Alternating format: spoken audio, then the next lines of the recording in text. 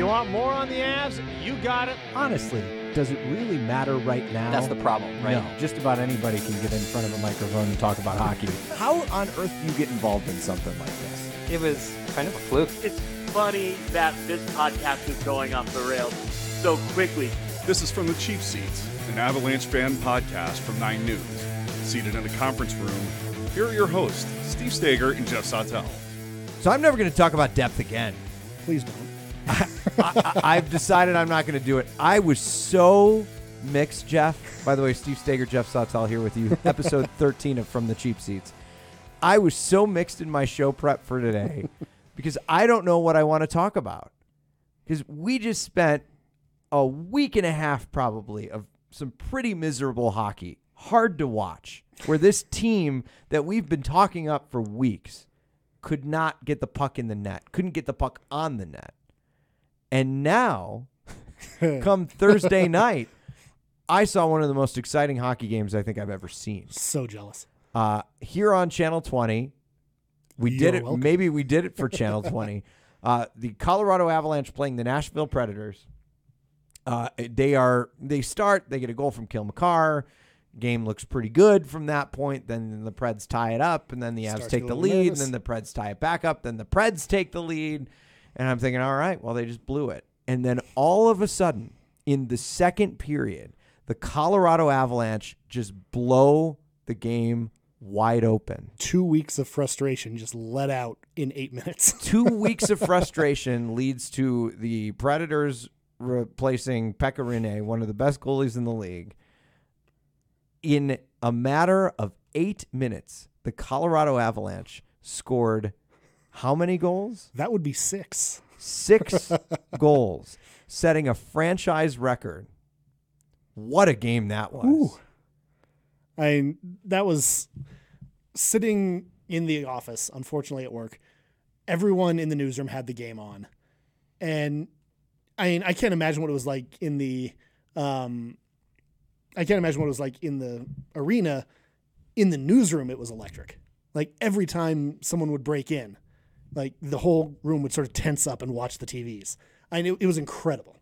Yeah, it was unbelievably fun to watch because we sit on the attack once side of the ice because we are so cheap, and the attack once side was the place to be. The goal was right there in the second period. You saw every puck in the back of the net. That was some fun hockey to watch, and I sincerely hope that is a turning point for this team. I think you need a confidence booster. You need a shootout. Maybe not as big as that one was, but hey, we'll take that one. And man, was that fun to watch. Yeah. It's a young team. It's an inexperienced team for the most part. And, to have a situation where 2/3 of your top line, all-stars are out for extended periods, that's got to shake you up a bit. Mm-hmm. And, maybe you come out the next few games and you're pushing a little bit too hard almost, taking shots just to say you're shooting that you're not really setting up. And then to have something like this where it all sort of clicks and you realize, okay, yeah, we can do this. We can carry this team. That's got to be without big. 2 of our all-stars. Exactly. It's like we can get this done until they get back. I mean, heck, they scored another goal in the third period with Nathan McKinnon out, which we're told now is a precautionary measure. Didn't even skate this morning. We're taping this on a Saturday. They're playing Columbus tonight. Didn't skate this morning, but told not to really worry about that. Nikita Zadorov gets hit by a puck in this game. He'll be out for a while. Yeah, Sounds like a broken jaw. Ugh. So he's probably going to have the Ian Cole mask for a little while next year. Or whenever he returns, not next year. Hopefully. Hopefully it's before next year. But I can only hope that that's a giant turnaround for this team. Yeah. So, if nothing else, it was a great showcase for the product. Altitude's got to be happy they performed like that on a game that everyone was able to watch. I know Channel 20 is probably pretty happy they performed that well. A pretty great number on Channel 20. Especially up against Thursday Night Football. With 2 division rivals for the Broncos, that's got to draw some eyes. Absolutely, and it did. It did. But a lot of people were flipping over to see the Avalanche. I heard from a ton of people on social media who were excited to see it. A lot of people have asked, Could we do this all the time? I don't know is the answer.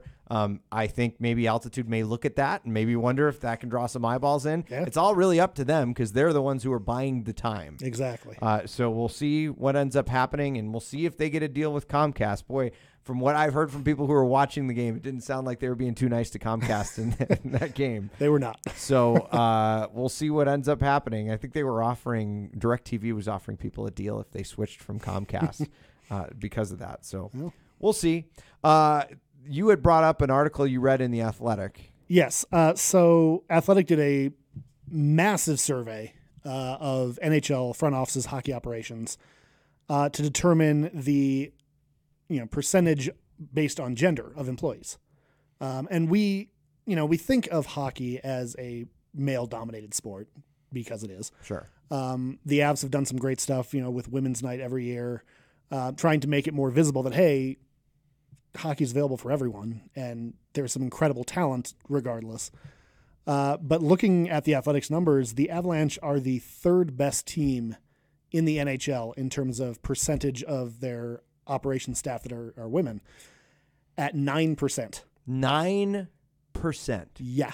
And that is the third best in the entire league. A good half of the league is 2% or less. And the Toronto Maple Leafs, I think they had 16%. 16, and by far the most diverse. Yeah.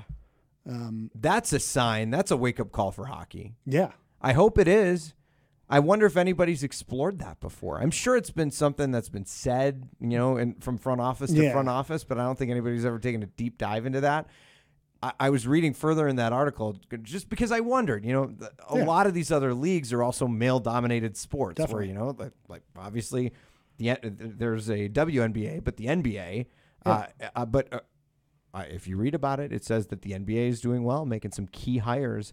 And it sounds like Seattle's franchise for the NHL has made some key hires for women as well, hoping that maybe reverberates in the rest of the league because you got the new team, the new expansion team making everybody else look bad. Maybe it's time. We were talking to Avalanche Sarah, a few weeks ago. You can go back in the episodes just about women in hockey in general. And she had talked about how the female perspective of the game is a lot different than the male perspective, just because the male perspective, frankly, they hit a little bit more. In women's hockey, there's really no checking. There's not a lot of hard hitting. And they tend to be a lot more strategic with the puck. Now, wouldn't you want that kind of perspective in your locker room? Wouldn't you want that kind of perspective in your front office? And have a female coach with that mindset. And we talk about the Avs being a fast, skilled team, not focusing as much on the physicality. That seems like a perfect fit. Yeah. Get people on the ice. And it's good to see Colorado leading there. Yeah. But, man. There's still a long way to go. There is a long way to go. And those numbers are stark. I mean, you look at the crowd at a standard game, it's not 9% women. Yeah. I mean, there are a lot of female fans out there, and you'd think an organization would reflect that. Yeah. You'd think. Hopefully they're making strides and getting there. Well, hopefully, sometimes all you need is the sunlight to actually show the problem. Like, wow. And maybe that will lead some front offices to start thinking we need to diversify our perspective. For sure. This week is Veterans Day, so I thought it was a great time to bring in Jake Schroeder, the National Anthem singer at Pepsi Center. We will talk to him next. Colorado is a sports state. The 9 News app puts all of our great stories in one place. From the pros to the preps, you'll find it all. Plus the latest Broncos update from insider Mike Quist. The 9 News app. Download it today. Joined now by Jake Schroeder.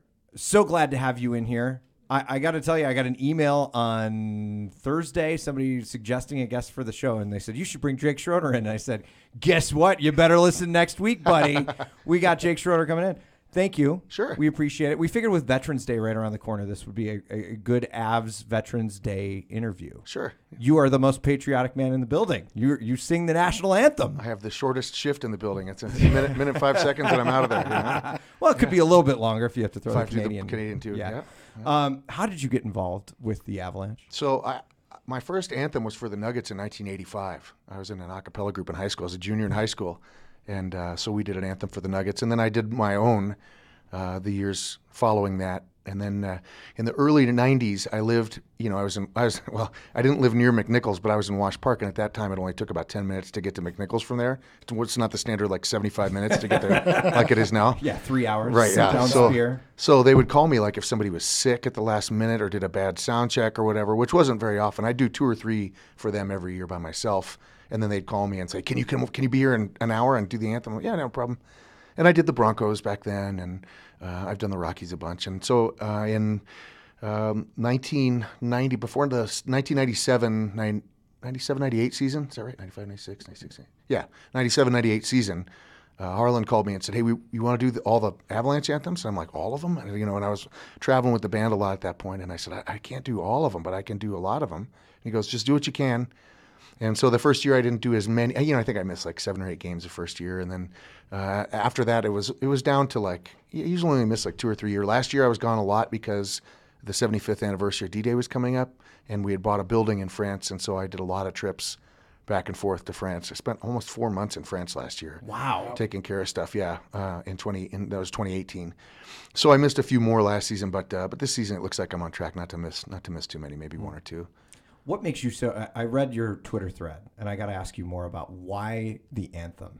Sure. What is it about the national anthem that makes you want to keep coming back? Well, for me, it's just it's an honor. It's an honor to get to do it, and somebody's like, people are so nice, and they're like, you're the best singer. I'm like, no, dude, you need to get out more. I'm seriously, I'm not. There are probably 10,000 singers in Denver that are truly better singers than I am. Yeah. It's just that I've been doing it a long time, and it's important to me to do it with emotion and with power every time, and do it respectfully, and do it so that everybody can sing along to it. And it's a huge honor every time I get to do it. And so, Pierre Lacroix's like, you're like part of the furniture now. You've been over there so long. I was like, well, that's good. And hockey's really neat like that. And in most markets where it's very traditional to have the same person do it. Pierre's like, I want you to be like Roger Doucette. He did it for 36 years, and they gave him a state funeral. I'm like, well, I don't. That's not going to happen here. But I would love to. I'd love to do it for a long time. So it's really neat. You see who's the guy from Boston, Rene Rancourt, that just retired, and it's cool. It's kind of all my kids have grown up at the Avs games, right? My oldest, who's 21 now, right? When she was a baby, it was at McNichols, and I don't know if you were here for McNichols or not. I wasn't, but I remember McNichols. Okay, so McNichols had a stage at the end of which of course they're not going to do in an arena now, because that's that's $1,000 worth of tickets, right? Sorry, I didn't mean to kick the table. Oh, you're good. So I used to do it from there. I wasn't on the ice, so I would hold my kid and I would watch the clock count down, and then I was like, okay, 7, 6, all right. And there's this Canadian couple that would sit next to me, and I'd toss them the kid, and then I'd sing the anthem and hope she wouldn't freak out too bad or whatever, and then I'd get her back after the anthem was over. And, that's great. Yeah. So and so all my kids, I have 3 girls, and my 2 little ones who are 11 and 13 now have also come out on the ice with me and done the anthem, and it's cool. Are they singers? Yeah, they really are. My middle one is in Annie right now at her middle school and is just killing it. She's a really good singer, and my little one who's 11 is a good singer too. That's awesome. I almost feel like if you don't have a good singer in the family, you're like, where did I go wrong? Right? Yeah, it's a genetic thing. Yeah, well, my middle one is probably the best singer of the 3. She's really skilled. We just won't let the other 2. Yeah, well, I don't think that'll hurt their feelings. They're all good at their own unique little wonderful things, but she's really good. When you're there and you're in that moment, can you describe that feeling, or is it just, are you kind of out of body? What's going on when you're singing? Well, I think about that story with my dad, and tell the story in case folks haven't seen the Twitter thread, if you don't mind. So my dad, I grew up in Boulder, right? I was born and raised there, and I escaped, so it's okay. But we went to the CU games. My family had season tickets since the 50s, so I got to go to a lot of CU games with my dad and a combination of uncles or my little sister or whoever, and got to go watch the Buffs, and it was really fun. It was neat. And my dad died really young, so last Saturday I actually outlived my father on the 2nd of November. Wow. So which seems really I feel like I still act like I'm 14. My dad did not. He was an old guy, but it just seems so young to me. And I think it was. But I only saw him cry once or twice in my whole life, right? And but every time the anthem would play at these CU games, he would have tears streaming down his face, and then he'd wipe it away and kind of go back to normal. My sister and I this used to kind of freak us out, right? Because he was pretty stoic, and it was like, you know, I didn't ever ask him about it, you know. But then when he was sick, I remember we had a dinner.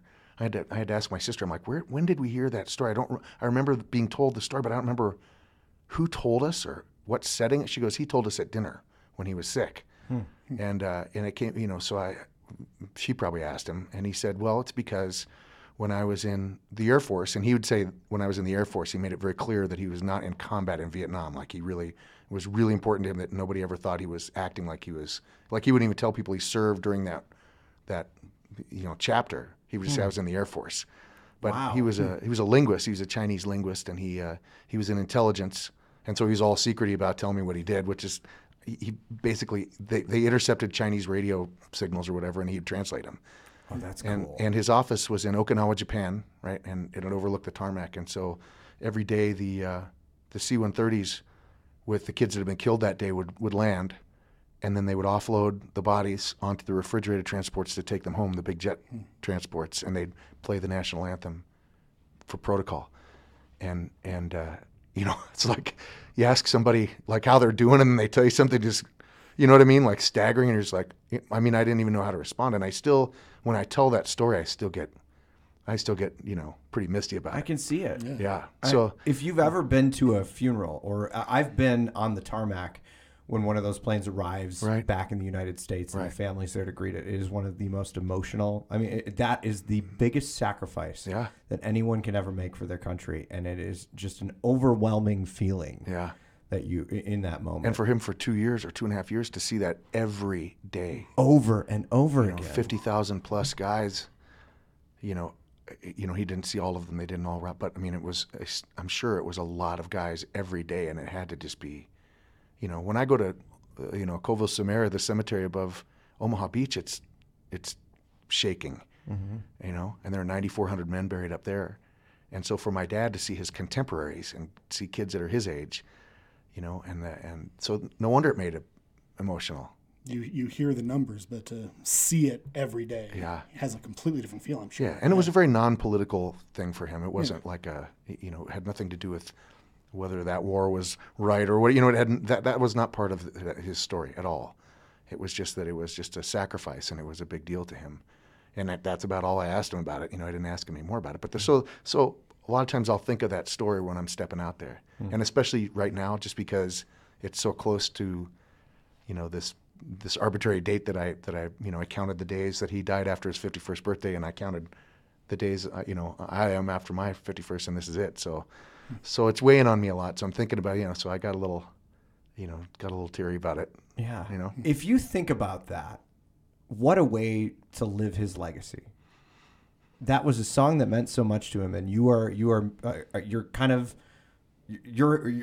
carrying it on for the rest of the world and for the rest of the metro area to hear. At least I will never not think of that story, because when I read it, but that leads me to ask you this, because I noticed that when I'm up in the stands, there are a lot of people who shout different things and who cheer at different parts of the anthem. Does that pester you at all? I mean, I think it's dumb to do, like every team has their own thing that they yell in their own barn. Yeah, like stars. Yeah, stars, or like the Blackhawks just cheer through the whole thing. And so I think that's cool. You know, I think it's kind of dumb to do it in somebody else's barn. Yeah. But if I ever say that, then they're just going to do it that much more. It doesn't bother me. I just kind of roll your eyes a little bit, like, come on, man, like, you know. Yeah. But the thing that we do, the Avs fans do, is really neat, and I didn't start it. It just happened. It was organic. With the flag was still there. It was really happened after 9/11, and it was really, really cool. Yeah. Like one guy across the arena from me, I could remember. He would yell that as loud as he could after 9/11, then he would bang 3 times on the glass. And I don't know if he still goes to the games because I don't hear that anymore. But that's what started it, and it's really, I think it's really a cool thing. It's really you know, like around election time or whatever, they still do it. Yeah. Right. It's not like, you know, everything else is so divided and so awful and political and just you know, it's such a turnoff to me. And now it's like that's the little moment where it's everybody. You know? Yeah, it is. Everybody's together. I mean, they're Democrats and Republicans and far left and far right, and they all go to the Avs games. And they all like the Avs, you know. So cool. It's not like going to bring everybody back together or anything, but it's at least like a 4-second moment where they're not yelling at each other, right? So. And then the game starts, then they can start yelling. Yeah, then you can start going again, yeah. Yeah. Then we're all united against the refs. So. Yeah, exactly. Right, yeah. Hopefully we'll have a ref in here soon. I'm hoping to. I have You so many should get questions. get Dave Jackson or Watson. Those guys live here. They're retired. And I think Brad Watson. Yeah. I think I'm working on Brad Watson. I've got a connection to, but there's so many questions. Like I want to know, like what when there's a penalty, what happens when the ref and the guys are talking to each other? Like that doesn't sway any decision. I'll have to tell you a story. I got some great stories. Oh, really? Yeah. Oh, yeah. I imagine you've been around this long enough. You probably have some great stories. Oh, yeah. I mean, they're great. Hockey is such an entertaining, like the nuance of hockey is such an entertaining, the way the guys chirp each other and the things that they say to each other. And it's so funny. I mean, I remember when Keith Jones was playing here for a short time. And he's really funny. And so he and Corbet and I think Yeller were sitting at the bar at the Chop House, and I was bartending, and I heard him talking. Corby's like, "What'd you call that guy?" He goes, a grocery. He goes, "Oh, grocery stick." And he goes, "Why'd you call him a grocery stick?" And he goes, "Well, because he just sits on the bench and separates the offense from the defense." And I was like, I couldn't even work the rest of the night. It was so funny. Oh, that's because that just came out of his mouth. He goes, "You're a grocery stick," And maybe where they call each other that. But I had never heard it before. It's such a good mix of that. Sounds like such a Canadian thing, isn't that? Yeah, isn't that great? Like the grocery a stick. bunch of guys on the bench up in Canada. So non-offensive insults. Yeah, right. Yeah, right. Like that's a pretty funny thing to call somebody, and only insulting to an NHLer, right? Yeah. Wow. You bartended at the Chop House. I bartended at a bunch of places downtown when I was in my early 20s and just got the band going. I started off, my first job was at Acapellas, and I had sung there since I was 18. Wow. And I started bartending there when I was 21, and then I went to Rock Bottom, and then to the Wine Coop, and then to the Chop House. Wow. You were all over. Yeah. And then you get to see the players as you're out and about. Because Yeah. those guys always used to hang out at the Chop House, right? Yeah, but even before that, though, before I started doing the anthem, I knew those guys because they all lived down there. Like, I met Yeller and Corbet and Eric Lacroix pretty early on. And it was hilarious. I was playing on stage at Brendan's. And one of my buddies, like, a couple of Avs guys are here. I'm like, oh, cool, I've met a couple of those guys, And I remember looking out over the crowd, and it was back when you could smoke in bars, right? Mm-hmm. So I'm looking out over the crowd, and I see Eric Lacroix kind of leaning over, and this is like 1996 or something. It's 90, and he's leaning over this thing talking to this girl, and I just see this guy come up behind him, and he goes, and he lights a match, and he's holding it under his rear end, right? And then all of a sudden I see Eric, and it was Yeller. It was Yeller. Stefan was like holding a match under his butt, while he's talking to this. Oh, that's and awesome. it's just those guys are just like that. They're so fun to hang out with, and they're the NFL guys and the NHL guys that I know there's a little tiny piece of them, maybe more in the NFL guys that I know personally. Like there's a little sliver of darkness that those guys have that they can access because the game is really violent. Same thing with the hockey guys, right?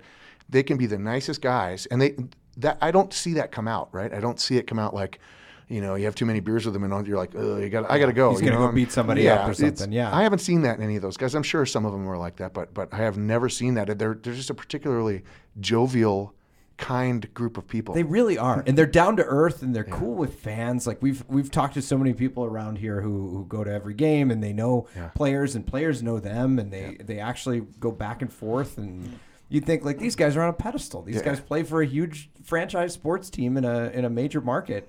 Yet they care enough about the people who are around them. And even some of the stories from the penalty box. I mean, you get guys who've just been in a big fight, in a big rivalry. They're all riled up.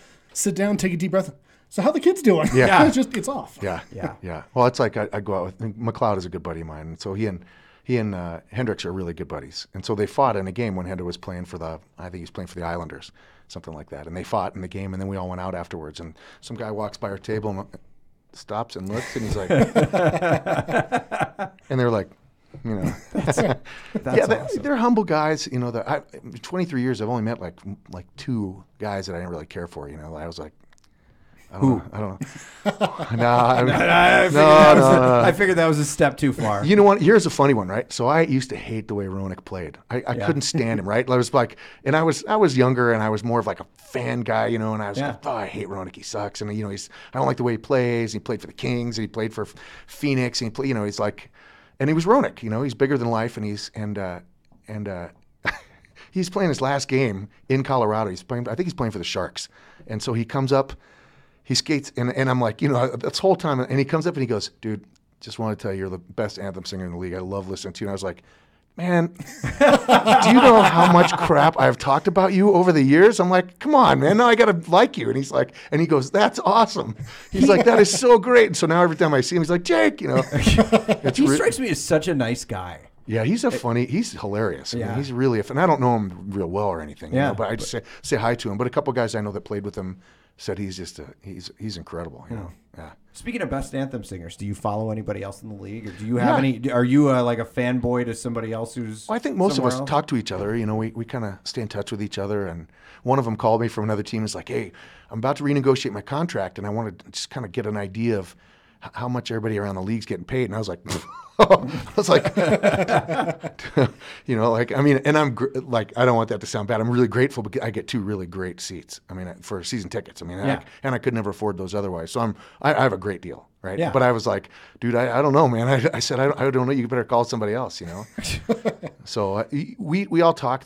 Probably the guy I know the best is Patrick in Phoenix, who's kind of being.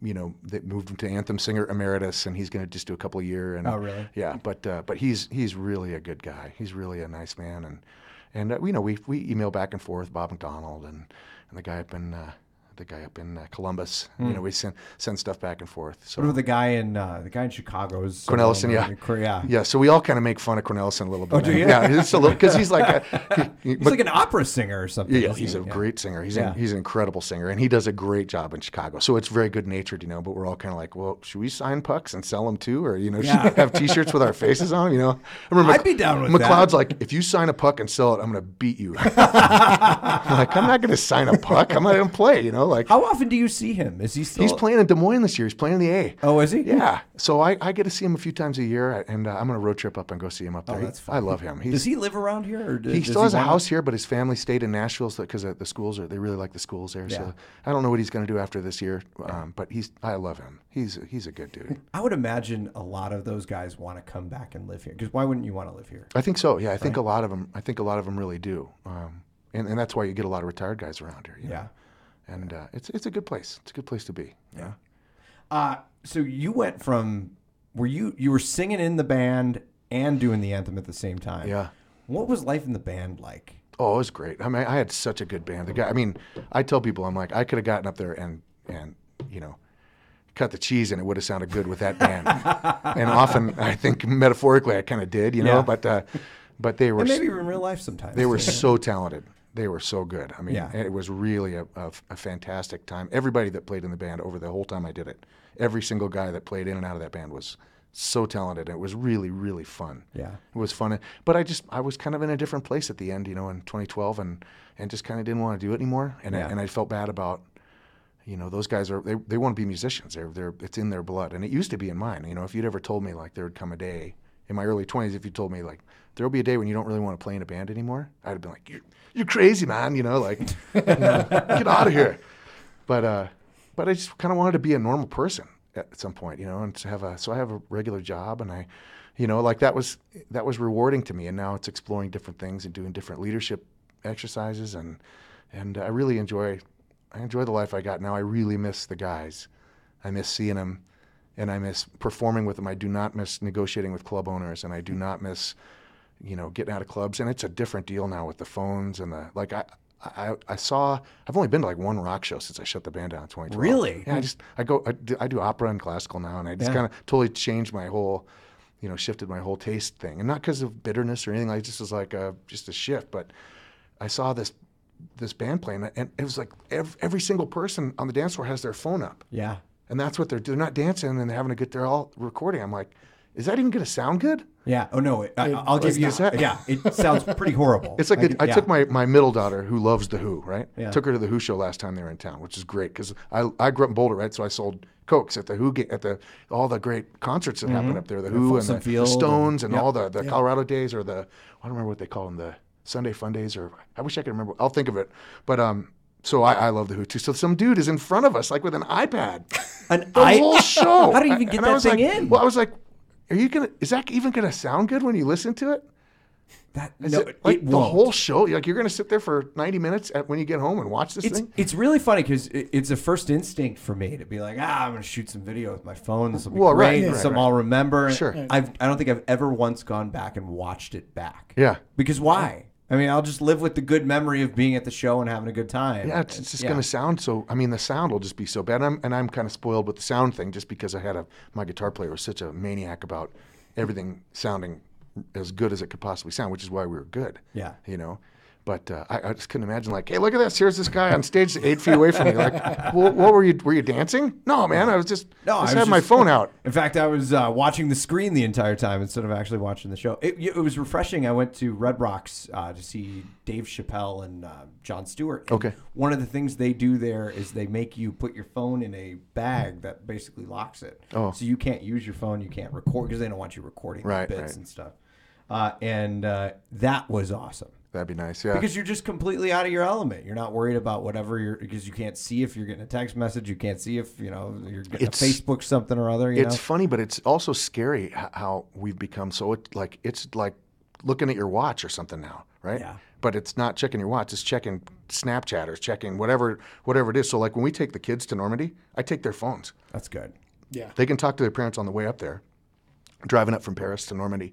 And then I get a box. I'm like, put them in there. Mm-hmm. And I tell them, for months that I'm going to do this. And they're still like, oh man. But then, they're salty for a couple hours. And then I see them playing soccer out in the backyard and playing cards when they have some downtime. And, but I just don't want to miss anything. Using an actual camera to take right. photos. Well, I'm saying you can go on Amazon or whatever and get a $35 digital camera if you want. Yeah. Isn't that amazing? Yeah. How much that's changed. I remember when that was a new piece of technology and it was, $500. Yeah. Now it's like $35 because nobody has a little tiny point and click anymore. I remember buying the first iPod when it came out. Yeah. And it had that wheel that actually rotated around and it was like this big. I could have 100 songs on here. It's amazing. It's unreal. Yeah. Let's talk a little bit about what you do for charity, especially with Veterans Day here. Sure. You guys go to Normandy. Tell me about the program. Yeah. So I run the Denver PAL, and so we do. We have a program called the Overlord program, and Overlord is the code name for the invasion in Normandy. So I have to tell everybody that because I had this realization that not everybody is a giant nerd like I am, and I don't just know that. So I have to tell everybody that.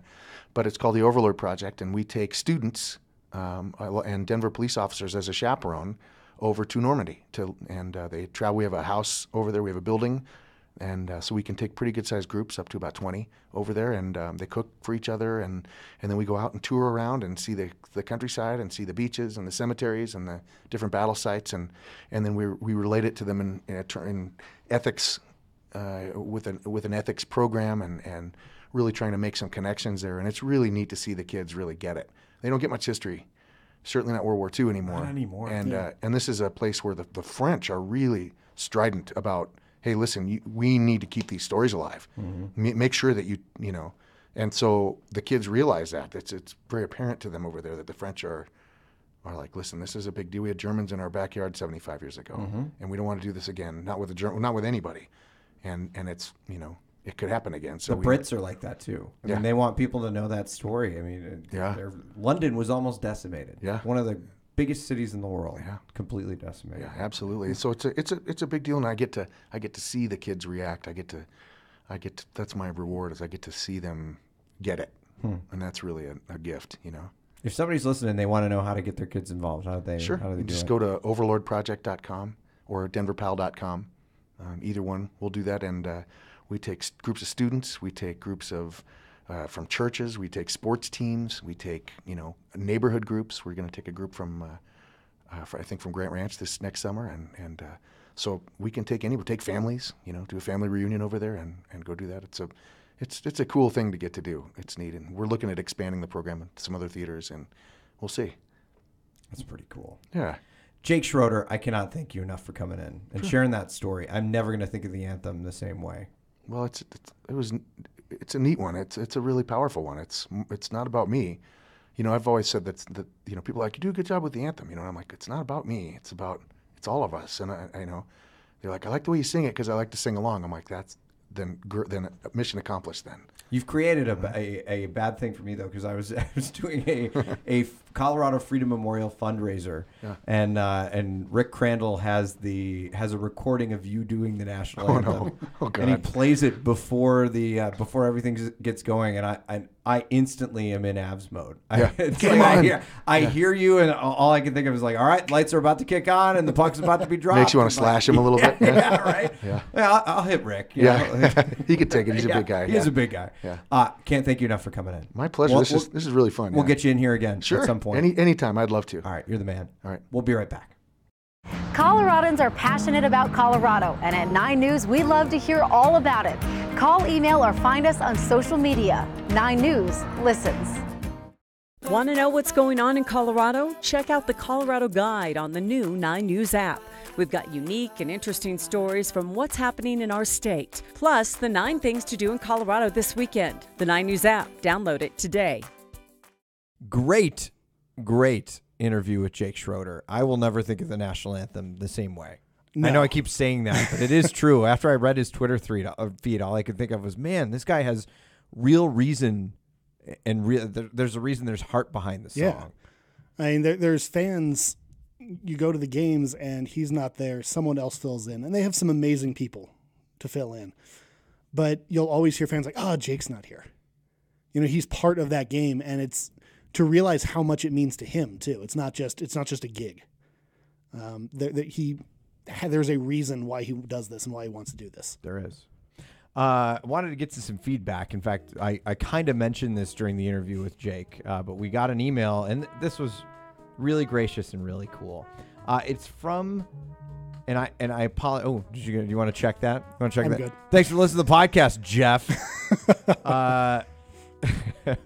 We got an email from, and it's spelled Ondine. And just to double check the pronunciation, I went to YouTube for a pronunciation video. Should I play it for you? I think we should. I have to do this the old school way because I don't have the computer hooked into the Steve Steger, audio engineer. This is how it's pronounced. On time. I don't know why they had to do that with a metronome. Ondine. I've seen it pronounced Ondine and Ondine, so I apologize if I'm butchering your name, and you can write me back if we are. But Ondine wrote a note to Cheap Seats at 9news.com, said, Dear Cheap Seats, thank you so much for your podcasts each week. I do a bit of driving for work, so the podcast format works very well for me. That's what we hope. Yeah. You know, it's funny, every time we go to post with this show and Jeff comes over to me and goes, hey, 59 minutes today. I'm like, uh-oh, we're a little long-winded. But I hope you can break it out and kind of get to listen to it over the span of a little while. I know that's how I consume podcasts, and I know that there are other people. If we're too long-winded, let me know.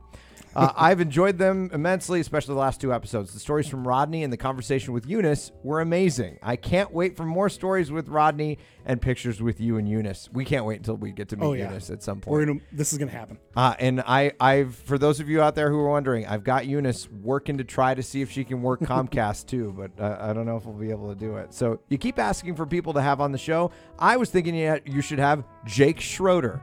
I love his rendition of the national anthem. I have the Opie Gone Christmas album, and now I hope you'll have him in next time. So exciting. Maybe she heard that we were mentioning we were having Jake in. But it timed out well. It did. I couldn't believe I got this email. I'm like, oh, she's asking for Jake Schroeder. This is great. Great to So she says, as fans since the beginning. So thank you so much. We love having you listening to this podcast. I hope you're driving safely. I'm sure you are. And it's the perfect way to tune in. Listening to the podcast, the one time we would ask that you don't watch the YouTube version and stare at the screen. Yes. Speaking of watching the YouTube version, this was not directed at the show, but I decided to direct it at the show. It's related to podcasts and hockey. Adrian Dater on Twitter, the writer for the Avs, worked for a writer about the Avs, I should say, Avs beat writer. Worked for the Denver Post for a while. Now he's kind of doing his own thing with Colorado Hockey now. Says, why do media companies put their radios and podcasts on video where the hosts are just pictured staring at their cell phones the whole time? Compelling stuff! Well, I said, That's a hot take there, Adrian Dater. Here's another hot take. We put 9 Cheap Seats online as another source for people to listen to, and we shoot video and produce it up so we can use clips of the content on television.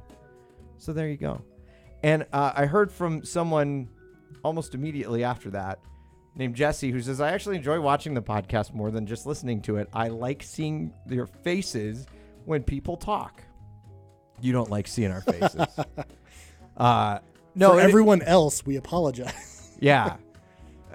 I guess it goes beyond the radio voice thing. I think it's cool that we do it that way. And I get that, and he went on to talk to somebody else about, if it has a bad set, it's not compelling to watch.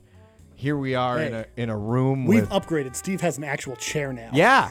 I don't know what happened. I don't know if the boss was listening to the podcast or somebody was listening to the podcast, but that chair from hell has disappeared. I don't know where it went. Maybe somebody fell through it, but it's That's gone. a distinct possibility. My back is so thankful. But yeah, so that's the reason why we put the podcast on. And I'm sure Adrian didn't really want us to talk about it on the podcast, but I'm sure he listens, I'm sure he tunes in. Maybe he does. Who knows? Feel free to email us. Yeah. Or send us a direct message on Twitter. But yeah, I there was some other feedback I wanted to get to. Oh, I know what it was. We always say to rate, review, and subscribe. And then I never check to see if anybody's rated, reviewed, or subscribed. Thank you to the 12 of you out there who have reviewed the podcast on iTunes and given it 5 stars. Ooh. 5-star reviews. Out of 20. All 20. All 12 of our reviews are 5-star reviews. A couple of nice things that people have said. The most recent one from October 30th from Colorado Odie. Steve and Jeff are fans, just like us, but also have knowledge of the sport plus access to people associated with the sport. They're fun to listen to, asking questions that I would ask. I totally enjoy this podcast. I am legitimately half convinced this is you and a fake name because that's verbatim the pitch we made to management for this. I said I don't cover this team. I don't want anybody, I'm a news reporter. I am not a sports reporter, but I'm a fan of a hockey team and I want to talk about something I'm passionate about. And they let us do it, which is really cool. And I've said I don't want to just bring big name guests in here, although it's pretty cool when we do. Oh, yeah. I would love to actually interview fans and talk to people who care about this because there's a really cool community out there in the Go Avs Go Twitter world. Yeah. And still a ton of people to get in on the show. I don't know if the Avs fam people are listening to the podcast at all. We'd love to hear from you. They've created like a brand with fan merchandise, so that's pretty cool. Definitely. So rate, review, subscribe. We are growing each week, and I keep running into people out on the street who say, hey, listen to the podcast, and it's pretty cool. That to me is the fact that they're getting something out of it. And I know I've heard from a couple of people who want to hear more Rodney stories. So I think we need to have Rodney in here again. It's so funny and I think I mentioned this maybe last week, but after Rodney left, his wife said, he's got so many more stories. I don't know why he wasn't telling them. So we will have Rodney back on the show. Rodney back on. Just let him go for 2 hours and we'll mix it in. Rodney is so excited, too. He keeps texting me. He's watching the numbers on YouTube. So keep listening. Listen to that episode if you can. I should pull up should we look at the schedule? Let's look at the schedule. Because once again, it was Aaron Anderson here at the station who was saying to me the other day, he's like, the schedulers just hate the Avalanche. Every season you've got a weird stretch, but this has been nonstop. So tonight, obviously, we're taping this on a Saturday, playing the Columbus Blue Jackets. And then the Avs start another road trip, and this is their Canadian road trip this year. They go to Winnipeg. That is on Tuesday night, the night this episode will be released. Then Thursday, they're in Edmonton. And then Saturday, they are in Vancouver. Tuesday, they're in Calgary. Thursday, the following Thursday, they are in Minnesota, and they don't return to Pepsi Center until November 23rd in what will be a highly anticipated game where Tyson Barrie and Alexander Kerfoot return to Pepsi Center for the first time as the Avalanche take on the Toronto Maple Leafs. So I don't know. Game. It just seems like these guys haven't been here that much. It really does. And maybe it's just because we haven't gone to many of the games. There's that. But it just doesn't seem like they've been here all that often. A couple really long road trips, not just 2 games then they're back. Yeah, which you normally get. These are what would be season-long road trips, and we've had 2 of them already. These are 2 weeks. And the season-long, the last one was a 6-game road trip. Which right? I think is the season-long. That's what I was told at the time, but here's 1, 2, 3, 4, 5. Yeah, I guess you're right. So this is almost as long as that one. Yeah. 5 games. But then the Avs are home on the 23rd and then the 27th of November. So, and the Chicago Blackhawks, they have a back-to-back with the Blackhawks at the end of November too, where home and home, where they're in Chicago and then they're in Colorado. Those are always fun series. Yeah. Hawks aren't having a great year. I'm okay with that. Yeah, I am too. Thankfully, the rest of the division is fine. Well, the rest of the division is starting to catch up to the Avs. As of this taping, Blues went on a tear. They've won their last 6 games. They're 11-3-3 now. The Avalanche are tied with the Preds for the second spot in the Central Division. So, get the offense back. We'll move back up there. Yeah. So that's what's up. That's what's to come. We will see you next week. Thanks for listening. If you want to get in touch with either of us, at Steve Stager. He's at @fake_Dante. And the show is at 9 Cheap Seats, or you can email us at cheapseats@9news.com. Rate, review, and subscribe. We'll see you next week. The views and opinions expressed in this podcast are solely those of Steve Stager and Jeff Sautel, who have absolutely no business covering sports at all. They're just fans. You can tell them how wrong they are by tweeting at the show at 9 Cheap Seats, or email cheapseats@9news.com.